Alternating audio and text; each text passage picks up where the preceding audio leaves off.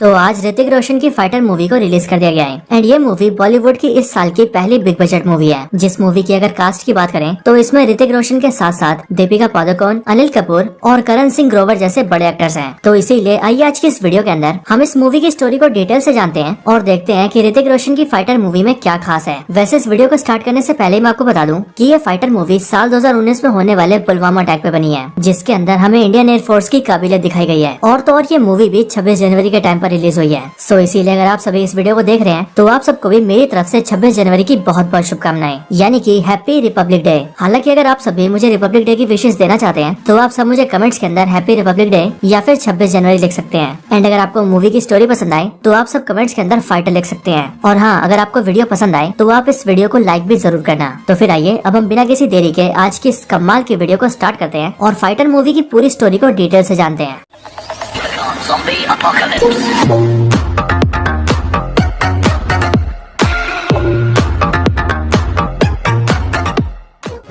तो इस मूवी की स्टार्टिंग होती है हमारे दुश्मन देश पाकिस्तान से, जहां पर हम ये देखते हैं कि पाकिस्तान के अंदर जैश-ए-मोहम्मद नाम का एक टेररिस्ट ऑर्गेनाइजेशन होता है एंड इसी ऑर्गेनाइजेशन के कई सारे टेररिस्ट इंडिया के खिलाफ एक बहुत ही बड़ा टेरर अटैक प्लान कर रहे होते हैं। एंड उनका ये प्लान होता है कि वो आतंकवादी हमला करके इंडिया को नुकसान पहुंचाए और हमारे कई सारे सोल्जर्स को मारे। एंड यहीं पर ही हम ये भी देखते हैं कि इन सारे आतंकवादियों का जो लीडर होता है वो एक बहुत ही खतरनाक आतंकवादी के साथ इस प्लान को अंजाम दे रहा होता है। एंड इस टेररिस्ट का नाम होता है अजहर अख्तर। इसके बाद सीन शिफ्ट होता है एंड देन हमें दिखाया जाता है हमारा देश इंडिया, और इंडिया के जम्मू एंड कश्मीर के अंदर हम श्रीनगर में एक एयरफोर्स बेस को देखते हैं जो बेस इंडियन एयरफोर्स का होता है। एंड यहीं पर ही हमारी मूवी के लीड एक्टर्स की एंट्री होती है, जहाँ पर सबसे लास्ट में एंट्री होती है ऋतिक रोशन की। यहीं पर ही हमें इन सब के बारे में इन्फॉर्मेशन मिलती है और हम ये जानते हैं कि ऋतिक रोशन का नाम शमशेर पठानिया है, जिसे शॉर्ट में पैटी कहते हैं। दीपिका पादुकोण का नाम मीनल है, जिसे शॉर्ट फॉर्म में मिनी कहते हैं। अनिल कपूर का नाम राकेश जय सिंह है, जिसे शॉर्ट फॉर्म में रॉकी कहते हैं। एंड करण सिंह ग्रोवर का नाम सरताज गिल है, जिसे शॉर्ट फॉर्म में ताज कहते हैं। एंड इसी तरह से यहाँ पर और भी कई सारे एयरफोर्स पायलट्स होते हैं और हमें ये पता लगता है कि ये सभी आपस में एक दूसरे को शॉर्ट नेम से बुलाते हैं। इसके बाद इन सबकी ब्रीफिंग होती है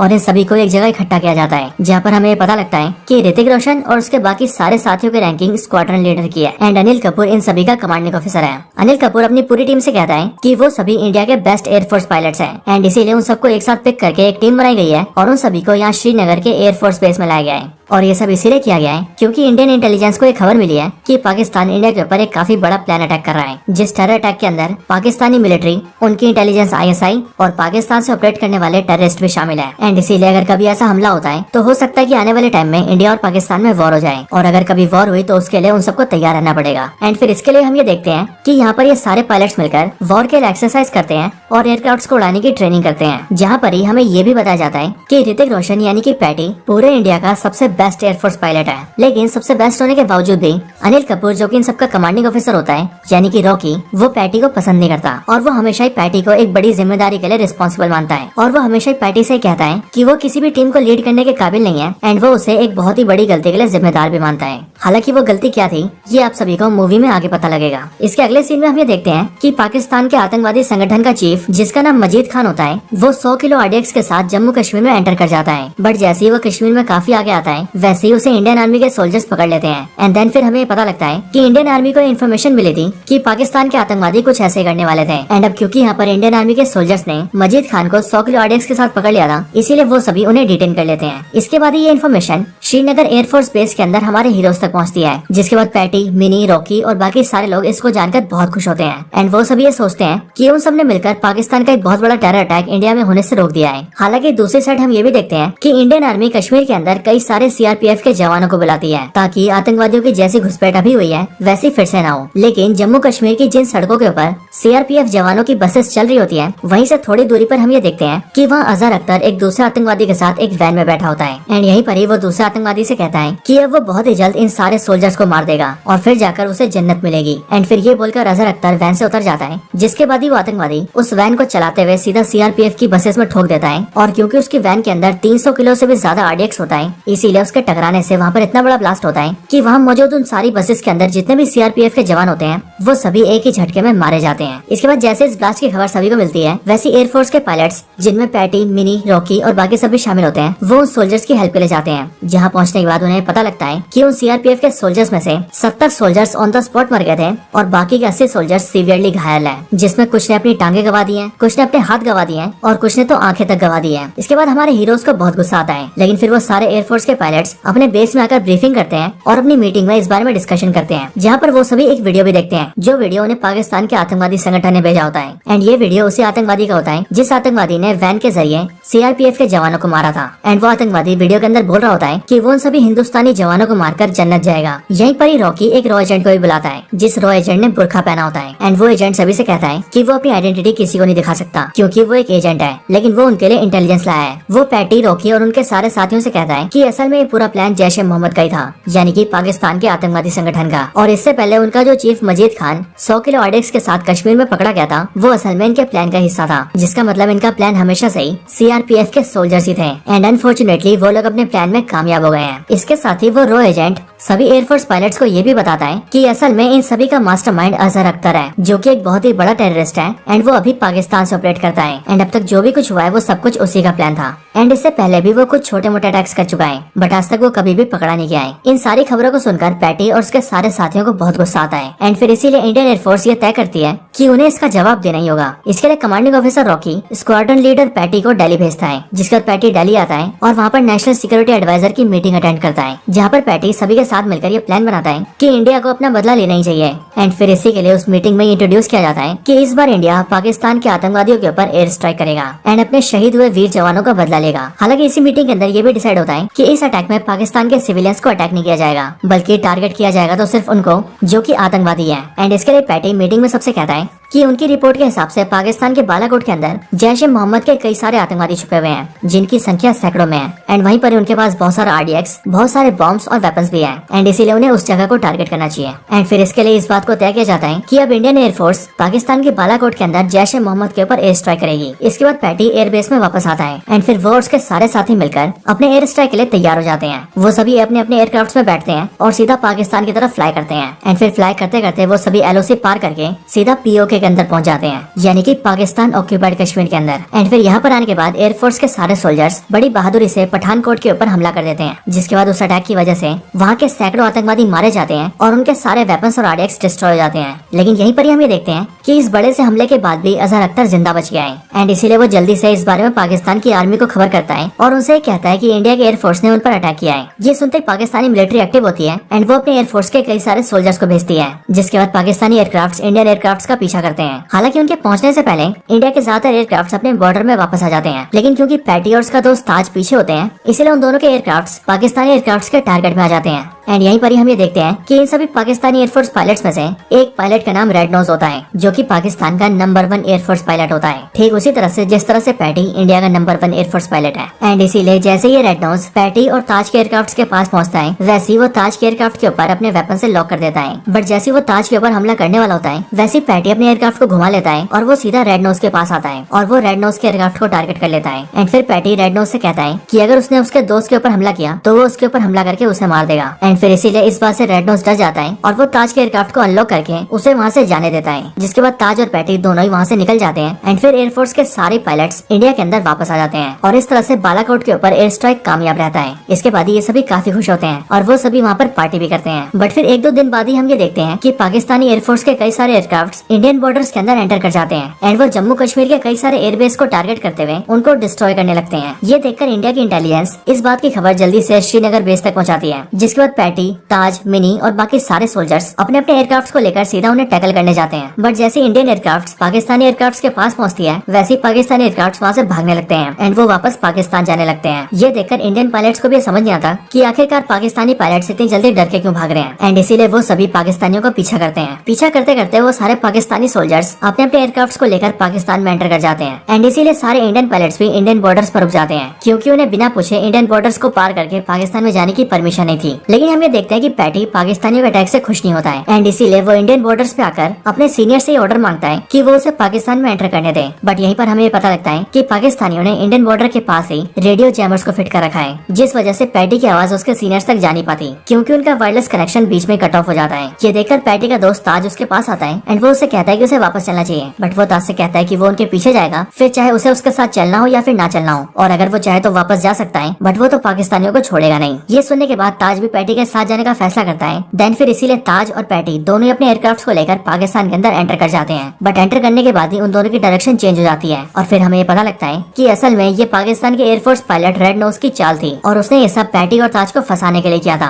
क्योंकि लास्ट टाइम जिस तरीके से पैटी ताज को छुड़ा कर ले गया था उस बात से रेड नोज को बहुत गुस्सा आया था एंड इसीलिए वो कई सारे पाकिस्तानी एयरक्राफ्ट को लेकर उन दोनों के एयरक्राफ्ट को टारगेट कर लेता है एंड उन पर अटैक कर देता है। इस अटैक के अंदर पैटी तो बच जाता है क्योंकि एज ऑफ कोर्स पैटी की फ्लाइंग स्किल्स बहुत अच्छी होती है, बट हम ये देखते हैं कि ताज नहीं बच पाता एंड पाकिस्तानियों का अटैक ताज के एयरक्राफ्ट पर लग जाता है एंड जैसे ताज के एयरक्राफ्ट के ऊपर अटैक होता है वैसे उसका एयरक्राफ्ट नीचे गिरने लगता है और फिर इसीलिए उस एयरक्राफ्ट के अंदर ताज और उसका एक साथी जो बैठा होता है वो दोनों उससे निकल जाते हैं एंड पैराशूट के जरिए नीचे लैंड कर जाते हैं एंड फिर इस तरह से पैटी तो इंडिया में वापस आ जाता है, लेकिन ताज और उसका एक साथी जिसका नाम बैश होता है वो दोनों पाकिस्तान के अंदर फंस जाते हैं। श्रीनगर बेस में वापस आने के बाद कमांडिंग ऑफिसर रॉकी पैटी को बॉन्ड डांटता है एंड वो उसे ये कहता है कि जब उनके पास पाकिस्तान में एंटर करने के ऑर्डर्स नहीं थे तो उसने पाकिस्तान के अंदर एंटर क्यों किया एंड वो खुद तो एंटर हुआ तो हुआ बट वो ताज को अपने साथ क्यों ले गया। हालांकि जब रॉकी पैटी को डांटा होता है तब पैटी अपने दोस्त ताज की वजह से इतना ज्यादा दुखी होता है कि वो अपनी सफाई में कुछ नहीं बोलता, बट फिर इसके आगे रॉकी पैटी के ऊपर इंक्वायरी बिठाता है, जिसके बाद इंक्वायरी में ये फैसला लिया जाता है कि पैटी उस टीम के अंदर रहने के काबिल नहीं है एंड इसीलिए वो सभी उसका ट्रांसफर करके उसे सीधा हैदराबाद के एयरफोर्स ट्रेनिंग अकेडमी में भेज देते हैं। ट्रांसफर होने के बाद ही पैटी सीधा हैदराबाद जाता है एंड वहाँ पर जाकर यंग सोल्जर्स को ट्रेनिंग देने लगता है। बट यहीं पर ही हम ये देखते हैं कि पैटी को अपने दोस्त के जाने का बहुत दुख होता है एंड वो बस यही उम्मीद कर रहा होता है कि उसके वो दोनों साथी पाकिस्तान के अंदर बस सेफ हों। हैदराबाद में कुछ टाइम रहने के बाद ही पैटी ये डिसाइड करता है कि वो एयरफोर्स को छोड़ देगा, और ऐसा इसीलिए क्योंकि ताज के साथ जो भी कुछ हुआ वो उन सब के लिए खुद को जिम्मेदार मानता था, और इसी के लिए पैटी अपने सीनियर के पास जाता है एंड वो वहाँ पर उनसे कहता है कि उसे एयरफोर्स छोड़ना है। बट पैटी का वो सीनियर पैटी से कहता है कि उसे इतनी जल्दी फैसला नहीं लेना चाहिए, इसीलिए उसे अभी छुट्टी लेनी चाहिए, कुछ टाइम के लिए अपने घर जाना चाहिए एंड फिर उसके बाद ये डिसाइड करना चाहिए कि उसे आगे क्या करना है। इसके बाद पैटी ऐसा ही करता है एंड वो छुट्टी लेकर सीधा जम्मू अपने घर जाता है। घर पहुँचने के बाद वो अपने फादर से मिलता है, बट फिर यहीं पर कुछ दिन बिताने के बाद ही पैटी को न्यूज में ये दिखता है कि उसके दोनों साथी ताज और बैश पाकिस्तान के अंदर जिंदा है, बट वहाँ पर पाकिस्तानी मिलिट्री ने उन्हें पकड़ रखा है एंड वो अभी उनकी कैद में ही है। लेकिन इंडिया के लगातार प्रेशर की वजह से अब पाकिस्तान उन दोनों को छोड़ने वाला है। ये जानकर पैटी बहुत खुश होता है एंड वो सीधा श्रीनगर बेस में जाता है एंड वहाँ पर अपने बाकी के साथियों से मिलता है, जहाँ पर वो सब ये खबर जानकर बहुत खुश होते हैं कि उनके दोनों साथी वापस आने वाले हैं। इसके कुछ टाइम बाद ही वहाँ पर एक हेलीकॉप्टर आता है जिसके अंदर ताज और बैश को लाया जाना था, बट जब हेलीकॉप्टर के अंदर से उन्हें निकाला जाता है तब हम ये देखते हैं कि हेलीकॉप्टर के अंदर से सिर्फ एक ही स्ट्रेचर को निकाला गया है एंड उस स्ट्रेचर के ऊपर एक आदमी की लाश होती है,